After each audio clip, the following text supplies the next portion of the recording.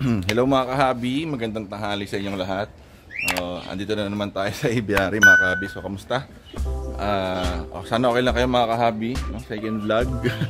Second vlog from mula sa pagbabalik. So mga kahabi, ano na ngayon? Time check is 1:30 PM. So ito yung oras na meron akong counting break ko. Konti lang. Kasi anak ko nakauwi na from school. Sundo ko na. Tapos nakakain na kami. Tapos meron konting downtime. So i-spend ko yun mga kahabi, or ini-spend ko yun sa pag rito sa ibon. Pagpapakain, gano'n, tingin-tingin. So tara mga kahabi, samahan nyo ako. Papakain tayo ng ibon. So mga kahabi, ang mga alaga ko dito basically, ayan, sa pares ng Golden Finch. Ang pagkain na binibigay ko dyan ay canary. Ito, merong canary. Tapos meron din sila ng egg food. Yung egg food na para sa finches. Yan, binibigay ko sa kanila. Since dalawa na lang sila, napakahina kumain nito mga kabis. Ang liit lang nila. So napakamura lang ng pang maintenance ko rito for the food. Tapos meron tayo rito mga parakit. Yan nga, 3 pares. So 6. Tapos meron 3 dito. So 9. Tapos meron na akong bagong acquire na 10. So 19 in total lahat-lahat. Meron akong isang lutino doon. Lutino Fisher. Kasi ngayon ang lutino ngayon, nauuso yung mga lutino pala yung lutino. Ako ayoko nun eh. Meron ako dating iniidolo sa paglulutino, si Ralph Sable. Yung mga lutino niya noon, saka yung mga yung mga lutino niya, saka mga patok. Yung mga way back yun, siguro mga way back 2016. Nung kausuhan ng mga lutino, ng sable lutino. Ganda-ganda talaga ng mga sable lutino ni Sir Ralph Sable. Di ko pa siya na-meet, pero inidolo ko yung mga alaga niyang ibon, yung linyado ng ibon niya. Tinatawag nila dating Mangoline. Alam ko kanya yung Mangoline eh. Tinatawag nila Mangoline. Ganda-ganda ako doon kasi wala talagang chance na makabili noon. Siguro dahil hindi lang talaga nagtagpo nung time na nag-alaga ako ng African lovebirds. Pero yun niya, si Sir Ralph Sable. So idolo ko rin yun sa pag-alaga ng mga fisher, especially sa lutino. So dito mga kabi, ayan, papakain lang tayo. Ang pakain ko sa kanila, regular lang na canary mix. Yan lang, binibili ko lang yan. Triple crown ng tatak yan nga pala mga kahabi. So mahina lang din sila kumain, hindi naman sobrang malakas. Pero since medyo dumadami sila, ine-expect ko na mas malakas ang konsumo ngayon. Ngayon mga kahabi, ito lagi ako may ganito sa aking aviary. Meron ako laging kahit dati na meron ako niyang katol. Kasi nga malamok nga rito sa aking aviary mga kahabi, dahil out gubat pa. So lagi ako may ganyan, mga anti-lamok. Minsan nagpapantalon ako, pero lagi ako may ganyan katol. Ayun ang katol. So pasintabi. Pasintabi na. So ayun, kung yung concern kung yung katol ba nakakasama sa ibon kapag sobrang dami. Kung sobrang kulob, nakakasama yan. Pero since ito open naman to, tapos kung ipiraso lang ako rito, hindi ko sinusunog yung isang coil. Kaya para sa akin okay lang. Ang daming lamok. Pala mga kahabi, alam nyo ba na ang lamok ay meron niyang paboritong blood type? So kung meron 3 tao, magkakaibang blood type, A, B, and O, yung O ang pinakamas mas hahagatin ng lamok ang mga blood type O. So fact yan mga kahabi. So anyways, tara, samahan nyo ako, papakain ako ng mga ibon.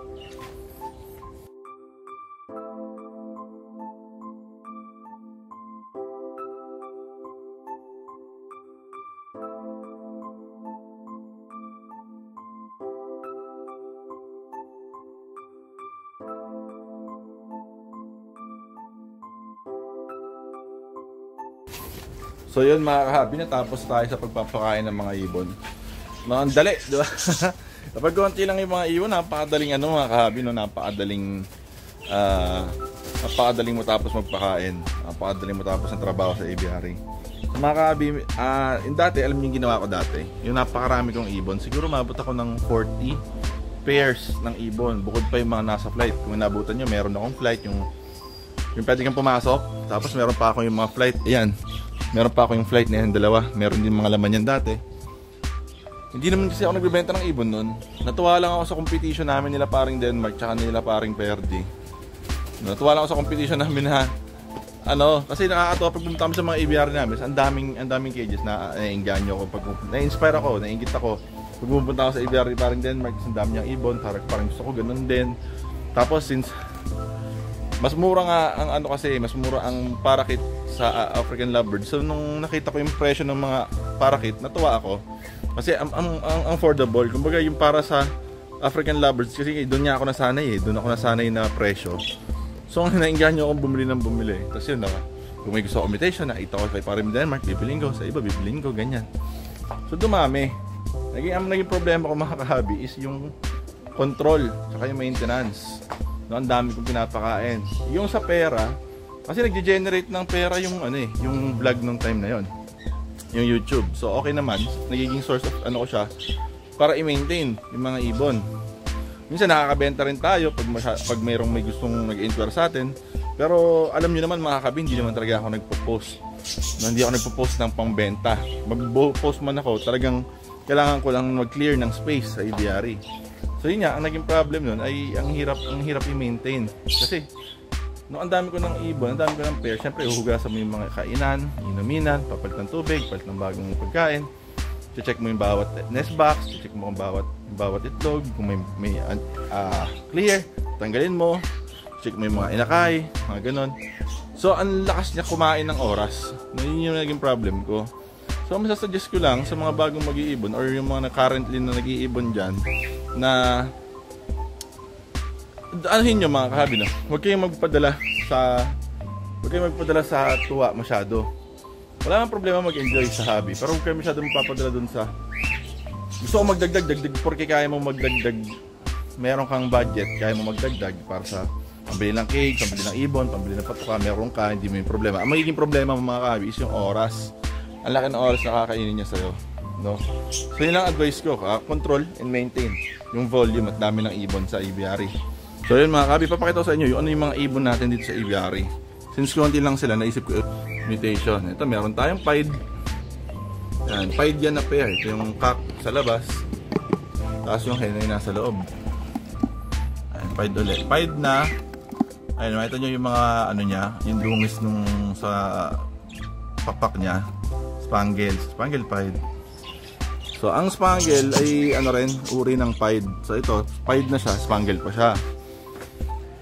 Dito meron tayong injured na ibon. Hen ito, inaway ng African lovebird. Nakalimutan ko na meron palang African lovebird na pair doon sa cage kasi tambay ito, African lovebird dito. Ito, pair ng opaline green to Tambay lang siya ng nest box. Hindi ko alam na meron niya palang African dito.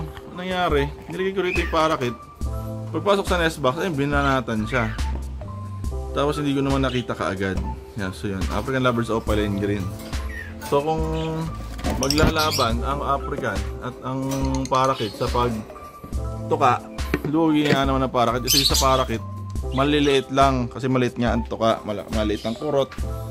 Hindi ka guys sa African, ang laki ng kagat. Dito meron tayong spangle na cock, tapos meron tayong pied na female. Ayun yung female natin. Yan. Na-breed ko na to. Isa lang inanak, which is ayun sa dulo. Ayan. Ayan yung inanak niya. Pied. Ayan. Ganda. Ganda ng sukat. Ganda ng sukat oh. Ganda ng kulay. Lalo pag nag-molt to, titingkad pa lalo kulay niya.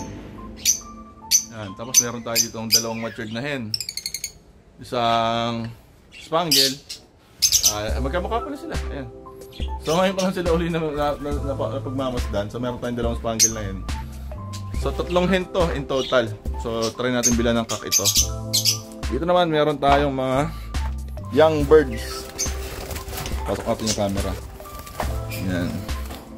Galing nga pa ito kay paring Mark Raymond Santos. Ayan, meron tayong yellow face na opaline. Meron tayong spangle dito. Ayan, merong Opaline, Yellow Face Opaline Blue, Yellow Face Opaline Bio. Meron tayo dong Cinnamon Sky Blue, yan. Meron tayong Spangle uli. Ayan, dilaw na yan, Spangle yan. Yung nandun sa gitna, ano to Spangle din to na double factor, yung puti pero black eye, no? Yung kung tawag nila sa White Bulls. Tapos mga Opaline. Ayan, puro Opaline,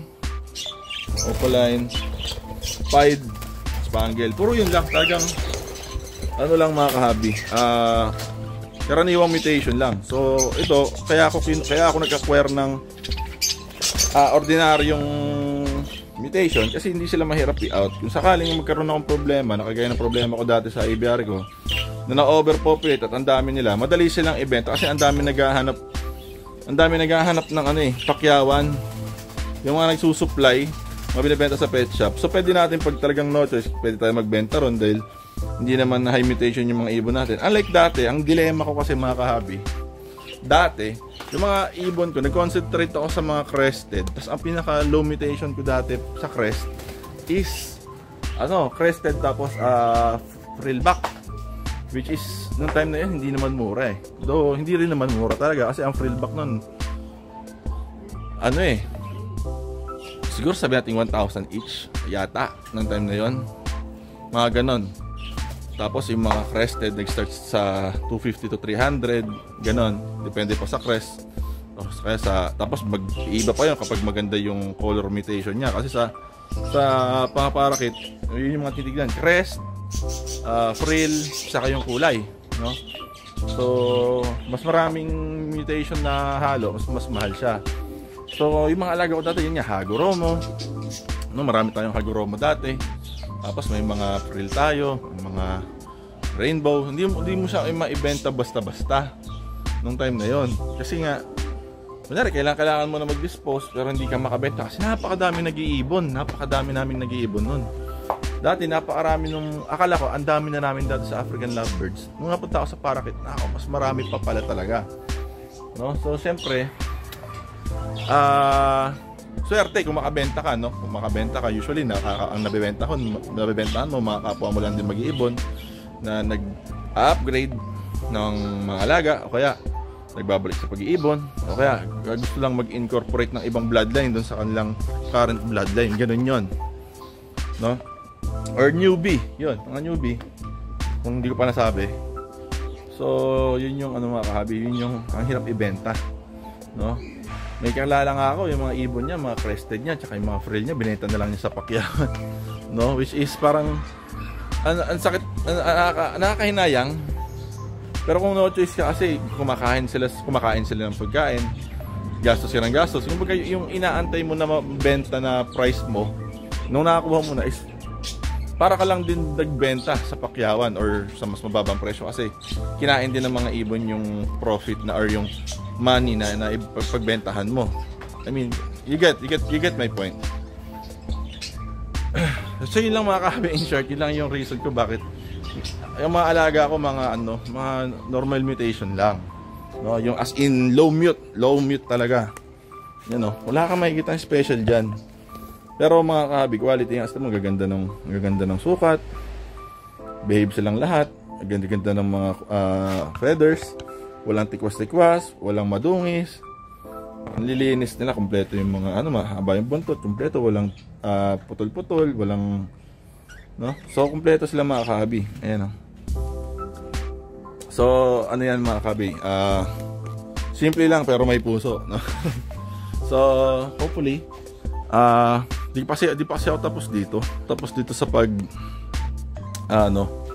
di pa ako tapos dito sa pagkukulay, pagre-repair. May mga nakulayan na tayo. Ito mga kulang-kulang pa. Ito may mga nakulayan na tayo. Itong dalawa sa baba, sa taas hindi pa. So singit-singit lang kasi mga kabi, sinisingit-singit ko lang sila, no? Kung may time ako to, definitely naman difference, oh. Ayan. So definitely kukulayan ko yan, tsaka itong sa baba. Ayun nga lang dito, di ako sure kung kailan kasi may egg sila ngayon currently. So sa wakas, after a year, nag-itlog ka din, no? kayo talaga natirang matibay. Tapos itong mga ano ko, mga gamit ko rito sa aviary, ibebenta ko yung karamihan dito kasi hindi ko na sila kailangan. Especially itong mga nest box ng mga pang finches. Magtitira lang ako ng kaunti pero bebenta ko yan. Yung mga nest box to, dami-rami rin akong nest box ng ano African, saka ng parakeet. Meron pa nga dito Ayan madadami. So ayusin ko lang sila, syempre nakakaya sa pagbebentahan. Ayusin ko lang yan pero bebenta ko rin yan hopefully soon, pandagdag sa funds dito sa aviary. Kasi gusto kong bukod dun sa mga normal na mutation to, kaasa ko to 5 pares to for sure. Sa taas, 3 hen. So kung pwede, tatry natin mag-acquire ng 3 kak. Tapos bala ko sana bala ko magdagdag kahit 2 to 3 pairs ng rainbow, yung mga magagandang rainbow, pero hindi naman yung mga sobrang mamahal quality, pero hindi ganun kamamahal. Meron na akong pagbibilan kasi meron akong alam mo yun, kapag medyo matagal ka na sa gantong, hindi business hindi siya business, kapag matagal ka na sa gantong area or gantong hobby, meron ka ng mga go-to, mga naisip mo. Siyempre mangi-stock ka pag may free time, i-stock mo sa Facebook, maririnig mo sa balita, kaya marinig mo, ay ganito magaganda bumili na rin. Meron na akong prospect kung kanino ako bibili. Sa rainbow meron akong tatlo sila na laging nasa isipan ko na pag bibili ako ng rainbow, pag mayroong nagtanong sa akin, kanino ka bibili ng rainbow? Kay ganito. Bibiling Hagoromo kay ganito. O kanino ako bibili ng mga follow? Kay ganito. Mga ganon. So siguro pwede natin siyang gawing content. So mga susunod pang vlog, kung kanino magbabouch tayo. Babouch natin yung ating mga kahabi, ng mga trusted natin ng mga breeders. Pwede natin silang i-vouch. Ay, kay ganito, pwede kayong bumili. Ganyan.